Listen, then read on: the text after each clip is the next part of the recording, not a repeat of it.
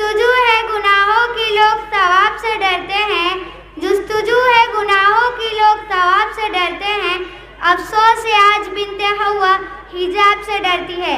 نحمدہ ونصلی علی رسولہ الکریم، اما بعد فاعوذ باللہ من الشیطان الرجیم، بسم اللہ الرحمن الرحیم۔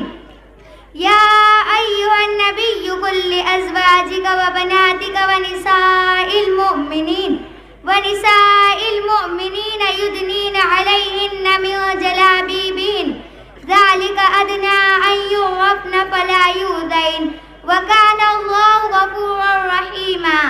جناب صدر، سامعین اکرام اور میرے عزیز ساتھیوں، السلام علیکم ورحمۃ اللہ وبرکاتہ۔ آج مجھے جس موضوع پر لب کشائی کا موقع دیا گیا ہے وہ ہے حجاب کی اہمیت۔ معزز سامعین اکرام، میں نے آپ سب کے سامنے چھوٹی سی قرآن کی آیت پیش کی جس میں اللہ تعالیٰ فرماتے ہیں، اے نبی اپنے بیویوں اور بیٹیوں اور اہل ایمان کی عورتوں سے کہہ دو کہ اپنے اوپر اپنی چادروں کے پلو لٹکا لیا کرے، یہ زیادہ مناسب طریقہ ہے تاکہ وہ پہچان لی جائے اور نہ ستائی جائے۔ بے شک اللہ تعالیٰ غفور الرحیم ہے۔ عزیز سامعین اکرام، حجاب کے معنی پردہ کرنے کے ہیں۔ حجاب سے مراد یہ ہے کہ عورت اپنے مکمل جسم کو ڈھانپے اور محرم کے سامنے بے پردہ ہو کر نہ جائے۔ سامعین اکرام، پھر قرآن میں اللہ پاک نے نبی اور مسلمانوں کو مخاطب کر کے ان کی عورتوں پر پردہ کروانے کا حکم کیوں دیا؟ جناب صدر اور سامعین اکرام، ضرورت اس بات کی ہے کہ یہ سمجھا جائے اسلام کوئی قید نہیں بلکہ زندگی کو آسان بنانے کا طریقہ ہے، اور حجاب میں 8 چیزیں بہت ضروری ہے۔ نمبر 1، حجاب مکمل ہو۔ نمبر 2، زینت والا نہ ہو، بالکل سادہ ہو۔ نمبر 3، پتلا نہ ہو، باریک بھی نہ ہو۔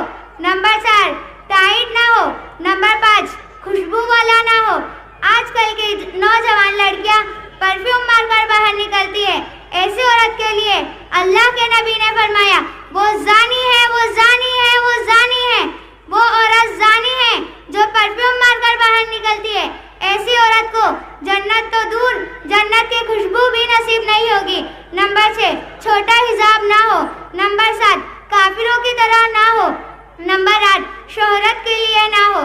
جو عورت شہرت کے لیے یعنی لباس دکھانے کے لیے پہنتی ہے تو اللہ سبحانہ و تعالیٰ نے فرمایا قیامت کے دن اس کو ذلت بھرا لباس پہنائے گا۔ اب میں ایک شعر کہہ کر اپنی تقریر پوری کرنا چاہتی ہوں۔ کٹا سکتی ہے سر اپنا مگر سجدہ نہ چھوڑے گی، کٹا سکتی ہے سر اپنا مگر سجدہ نہ چھوڑے گی، بیٹیاں امت مسلمہ کی کبھی پردہ نہ چھوڑے گی۔ السلام علیکم ورحمۃ اللہ۔